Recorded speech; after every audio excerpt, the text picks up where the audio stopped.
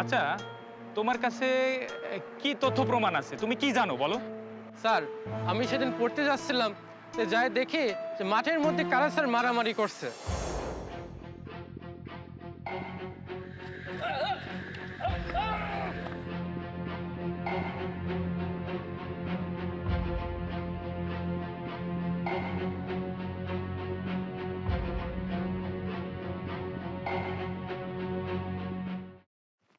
ওরে ওরে ওরে ওরে ব্যস্ত রে বাবার বাবা করে এর মধ্যে মামলা মোকদ্দমা বিভিন্ন রকমের মামলা, এত ক্লায়েন্ট আমি পাগল হয়ে যাচ্ছি। মনে করেন যে মারার মামলা, ইয়াবার মামলা, গাজার মামলা, বিভিন্ন চিন্তায় টিন্তায় মামলা, একদম আমার ক্লায়েন্ট আমার অফিস ভরে গেছে। এখন আপনি আবার ফোন করেছেন, সেই জন্য চলে আসলাম। এখন কি করতে হবে সেটা বলেন। রাজুরে ফাঁসি দিতে হবে। কাক ফাঁসাতে হবে? রাজুরে। রাজুকে ফাঁসাতে কোনো ব্যাপার না। রাজু পাগল হয়ে আছেন নাকি? সে আমার বাল্যকালের বন্ধু। আমি ছোটতে একসাথে এক স্কুলে পড়েছি। এই নদীর মধ্যে কত গোসল করেছি, এটা কোনো হিসাব নেই। আপনি সেই সাগরটা ভাষাতে বলতেছেন আমি পারবো না ভাই। টাকা দেবো 2 লাখ। কি বলতেছেন আপনি? টাকা দেবো 2 লক্ষ। টাকা কত? 2 লাখ ক্যাশ? ক্যাশ। কোনো ব্যাপার না, কাজ হয়ে গেছে। কিন্তু ওই যে ওই এইটা করতে পারবো না ভাই। আমাকে অন্য কোনো কাজ বলেন, আমি সেটা করে দিচ্ছি। কাজটা কি করতে হবে সেটা বলেন। রাজুর বাসায় মাল নিয়ে রেখে আসতে হবে। মাল? না ভাই, রাজুর বাড়িতে আমি যেতে পারবো না ভাই, আমার তো ঝামেলা আছে ভাই।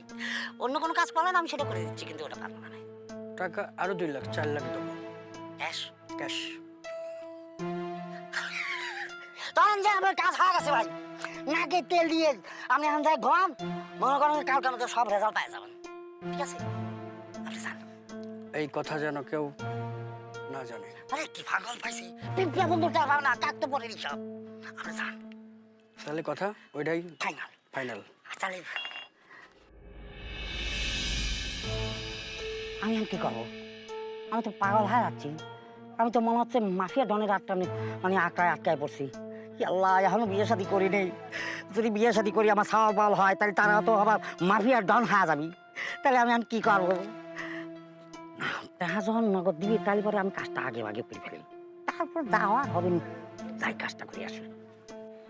এই যে পাপ করলে পরে কখনো সেগুলো চাপা রাখা যায় না। হ্যাঁ, দুনিয়ার লোক চলে এসেছে বিচার করার জন্য। যাও, এই আসামিকে বের করে দাও। কি হলো, কথা কানে যাচ্ছে না? আসামিকে বের করে দাও। আরে আল্লাহ, এটা মারলো কিটা? নাকি এই কলঙ্ক থেকে বাঁচার জন্য নিজেই তুমি ওকে শেষ করে দিয়েছো? হ্যাঁ, এখন বিচার তো তোমার হবে। আমি মারি নাই, মারছেন আপনারা। আপনাকে মতো নরপিচাস আমার বোনের মৃত্যুর জন্য দায়ী। ও আপনাকে মতো নরপিচাসের হাতে ওর জীবনটা তুইলা দিব না দেখা ও নিজে গলায় ফাঁসি দিছে। এটা আল্লাহ সইব না। ইহকালে তো আপনারা যা খুশি তাই কইরা গেছেন, পরকালে কি হিসাব দিবেন? ইহকালের হিসেবটা আগে চুকোয়নি, পরকালের হিসেব শূন্য থেকে শুরু করব, কোনো অসুবিধা হবে না।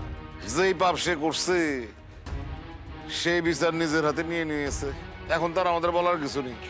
কাকা, বিচার কাজ কি শুরু হয়ে গেছে নাকি? বিচার কাজ শুরু হওয়ার আগে আসামি নিজেই নিজের বিচার করে ফেলেছে। হায় হায়, এর কি হয়েছে? কি এ মরলো কেমনে? কাকা, রাত হয়ে যাচ্ছে অনেক, দাফন কামানোর ব্যবস্থা করে ফেলি। আরে কিসের দাফন? এ মেয়ে তো পাপ করেছে দুটো। এক, সে জেনা করেছে, আর 2, আত্মহত্যা করেছে।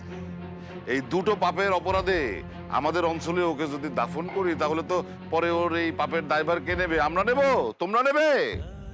তার চাইতে আমি করছি ওকে গাঙের জলে ভাসিয়ে দাও। আরে কিসের গাঙ্গে ভাসায় দেওয়া দিই? আগুনে পুরাইতে হবে এই লাশ। আগুনের তাপে যদি কিছু পাপ কমে। খবরদার, খবরদার, তোমরা কেউ যদি আমার বোনের গায়ে হাত দিছো, আমি তোমাকে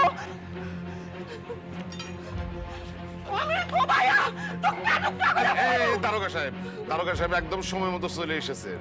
দেখেন, এই যে তা দিয়ে আমাদের দুজনকে এখনই কুপিয়ে মারার পরিকল্পনা করেছিল, একটাকে তো মেরেছে। অ্যারেস্ট করেন তাকে। কে অপরাধী কে অপরাধী না সেটা আপনার কৈফিয়ত দিতে হবে না। না না কৈফিয়ত চাচ্ছি নে, করছে যে এই অপরাধীকে আপনি এক্ষুনি অ্যারেস্ট করে থানায় নিয়ে যান। কাকে অ্যারেস্ট করব আর কাকে অ্যারেস্ট করব না সেটা আমরাই ভালো জানি। এই দুজনকে অ্যারেস্ট করো আর এই লাশকে পোস্টমর্টমে পাঠাও। এটা একটা মস্ত বড় ভুল হয়ে যাচ্ছে কিন্তু। আরে